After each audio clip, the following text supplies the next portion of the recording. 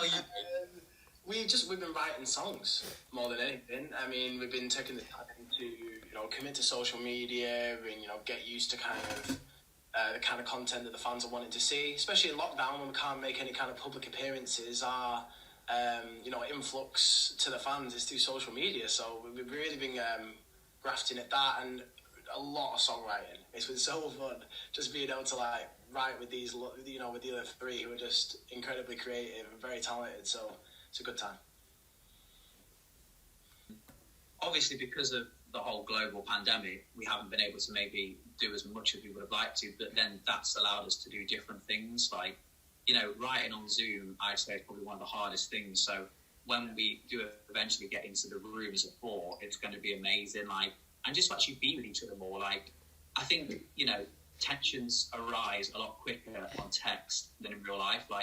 In real life, you know how someone's saying something. So when we're all together as four, it's just going to be so amazing to actually, the last time we were all together as four for a prolonged amount of time was on the show, and we got on so well. There was no kind of arguments or anything, and if there was, it was just brotherly arguments. So it's going to be so good to actually get back to seeing everyone. So the circumstances that we're in, it definitely has been everything that we expected it to be, because we kind of understood the limitations that the pandemic brought upon us. But that being said, the best is still to come. So much so, the best is still to come when we can actually get in person, like Jacob said, in the studio, writing, playing live, actually getting out into the world. It's just gonna it's just gonna hit the roof, As in my emotions. I was pretty chill about the whole thing because I don't know, I was doing a lot at the time. I was at uni and I was in bands there, and I was just it was just another opportunity to me, and I was just I'm going to go do it. And then just kept getting through, and I was just what's going on here? I did not expect it. I was at a hotel in Manchester 1 week, and then I was auditioning in front of Little Mix 2 weeks later. And it was just, it moved very fast, especially at the start before Corona happened. It moved very fast. So I didn't really process anything. I was just taking it week by week as it came. And I think I kept the same attitude even throughout the live shows. I just, every day was a new day. We were just there to make music and have a good time. And I think that came through on the TV. We just loved what we were doing. It was just great. And I thought there was no point in getting massively stressed about it, because at the end of the day, I was always going to give 100% of the show. So, every day, it's a once-in-a-lifetime experience. No one will ever experience what we experienced in that house, rehearsing every day. And I think I really don't regret just appreciating every moment. Yeah, I'm pretty similar to Pat. When I first auditioned, I kind of did it and I thought, if I managed to get on TV, that's amazing. But if that's how far it goes, I don't really care. It's just what an amazing opportunity even to meet Little Mix. And then, like Pat says, I kind of kept getting through.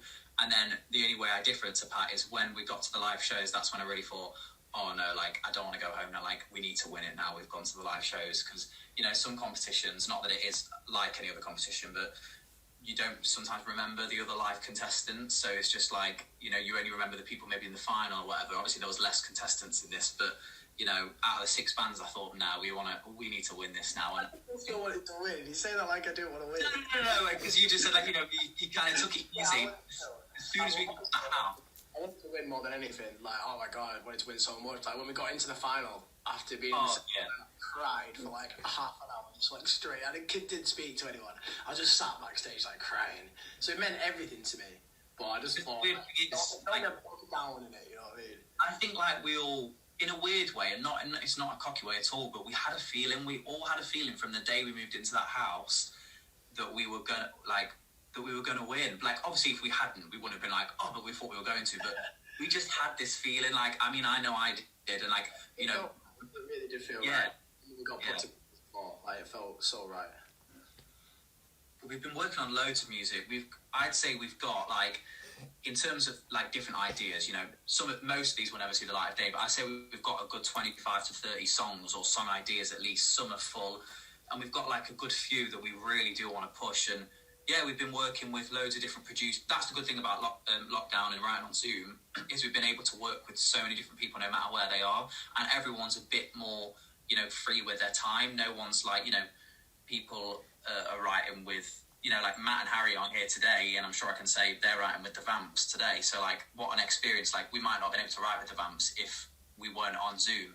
So we've had that that kind of help, and yeah, we've been writing loads. Like, it's been amazing, and we're finding our sound as well. Like, that's the most exciting thing. We don't have on the show we're just singing everyone else's songs, but now in the real world we need to find our sound, and like, I think we're doing that, and we're slowly getting there. It took a while. At first we kind of entertained a few different genres, and now we're sort of set on a particular sound. But who knows? People's sound change over years, so who knows where we'll end up.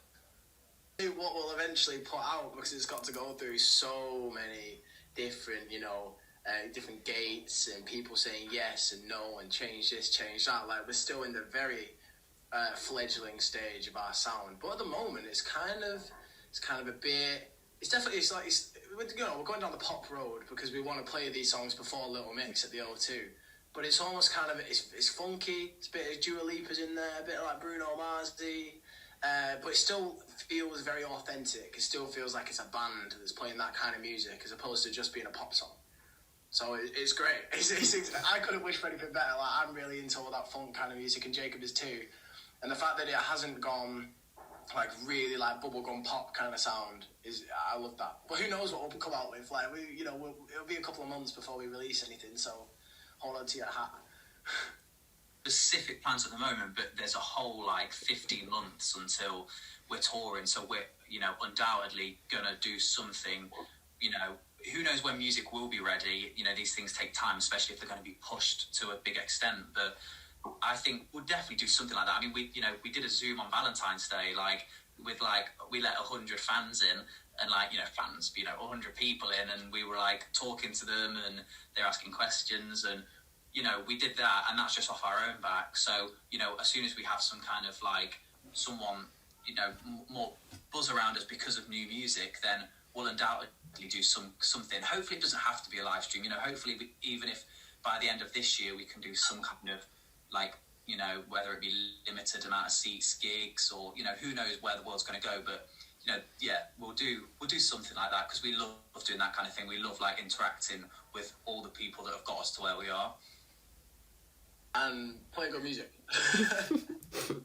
I think in terms of the set, I reckon we'll have what do you get? Maybe 40, 45 minutes for a support act. And I think the good thing about coming off the show that we came off is there is more buzz around us. We're not your typical, especially amongst Little Mix fans, we're not a typical support act that's only there because they're with the same management and they need to push their other artist.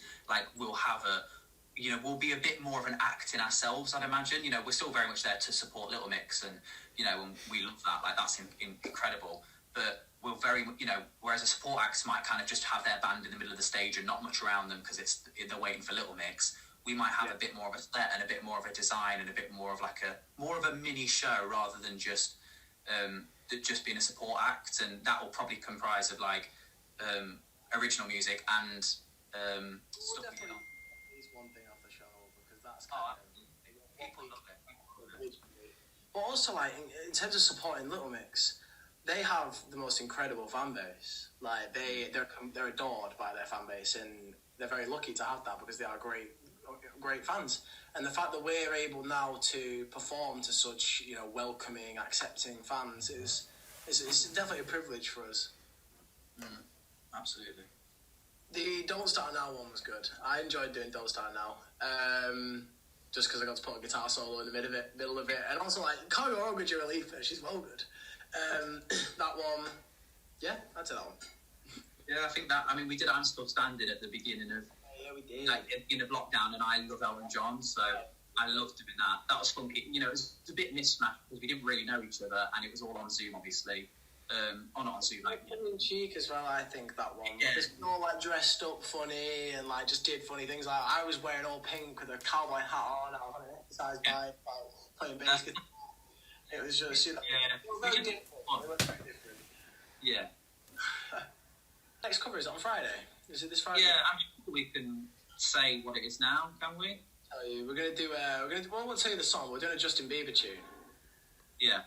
Which is new to me because I'm not into Justin Bieber at all. But I listened to his tune and I was like, okay, it's actually pretty good. Yeah, it's quite good. So I didn't know this song before we did it, and I really like it. It's a bit more ballady than Don't Start Now. You know, it's got a bit more of a, you know, a rhythm, like a melody to it. But yeah, it's going to be fun. And who knows what we'll do in the future. I think the good thing about us is, because we're four very different people, like we've all got this love for music. We've got very different tastes. So when we choose a song, like a lot goes into thinking about what song we're going to choose. And there's, you know, we're coming at it from lots of different angles. Like, you know, I don't know what other band would cover Elton John, then Dua Lipa, then Justin Bieber, then who knows what. We might do a show tune. We'll do You Can't Stop the Beat from Hairspray. Like, you know what I mean? We just do anything. I listen to a lot of like neo soul and that kind of just like very low key, jazz kind of sound. Really into this guy called Oscar Jerome at the moment. He's quite sick. It's like a mixture between Tom Misch and Rex Orange County. And then I just listen to reggae like all the time, just constantly. It's just my life. So I just have that on, like I'm in the shower, I'm just bopping away to Three Little Birds or something like that. So yeah, but neo soul is like my new venture at the moment. I'm listening to I'm going through a very reminiscent stage of like the Tens era. I know it was only like 2 years ago, but like 2010 to 2020, like all your classic ballads like Ed Sheeran, Adele, Sam Smith. I mean, I'm always listening to Sam Smith anyway, but all of those kind of like, you know, I've got this playlist that I've been listening to called Easy Tens, and it's got like... Oh, I love that playlist. Oh, have you? I've never listened to it. Not the Spotify one.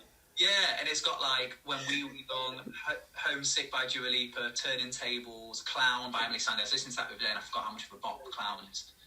But yeah, that kind of, you know, 2010 era. Yesterday I sat down and played old Ed Sheeran songs on the guitar for like an hour. I haven't even listened to it for ages, but like first album kind of vibe, like old Ed Sheeran. That was a nice little throwback. All right. I mean, Sam Smith, it's no secret, like I'll say their name every single interview I ever do, but Sam Smith, their voice, just from when I was like 12, I've literally modelled my voice on it. Like, and I, you know, not on purpose, I never strive to do it, but I've sang their music literally every day for like 8 years, so, you know, it's kind of shaped the way I sing now. Sam Smith, you know, Elton John, Freddie Mercury, and then, yeah, like Adele, people like that, like lots of ballads, but with, you know, always amazing vocals. For me, it's all about the voice. Like, you know, don't get me wrong, I love a good song as well. Like, I love breaking down the theory of a song, but for me, it's all about the voice. For me, I really got into, like, playing guitar because of, like, classic rock, like Slash and Angus Young and, like, the old school, like, 1970s, 1980s, like, the legendary guitarists. But in terms of like actually getting into bands, I think it was Catfish and the Bottlemen that made me want to like do indie music. That's why I started like playing live and stuff. So I'll always have a special place of a heart for them. But yeah, like definitely just old school like rock guitarists. I used to just want to be them. I wanted a top hat because I wanted to be Slash basically. No, I mean it's such a difficult. Yeah, like no one knows what's happening, so. That's the bad thing about this year. You can't make plans really. So we're taking, you know, we've got an exciting project that we think we're going to get, you know, like off its feet soon, but you never know. And, you know, it's not, we can't even confirm it because who knows if it will happen or not. But if it does go ahead, then it's very exciting. Yeah, it's another team. We can't really say much about it at the moment because it's not, you know, it's just in the fledgling stages. But we're just going to be writing songs. We've got time now. We've got time where we can't really make plans. We can't play live. So, it's, you know, it's like I said at the start, life is so social media centered nowadays. I mean, like, it's in Corona days, basically. And, you know, that's just so important right now for us to build that, you know, get our personalities across because on the show, like, we weren't the best singers on the show by a long way. I mean, not Jacob was, but I was, anyway. Our personalities is partly what won us the show, and people really seem to relate to us and they seem to like us, and if we can like keep getting that across and just keep giving people, you know, a taste of our lives and a taste of who we are, then that's all we can do whilst writing great music.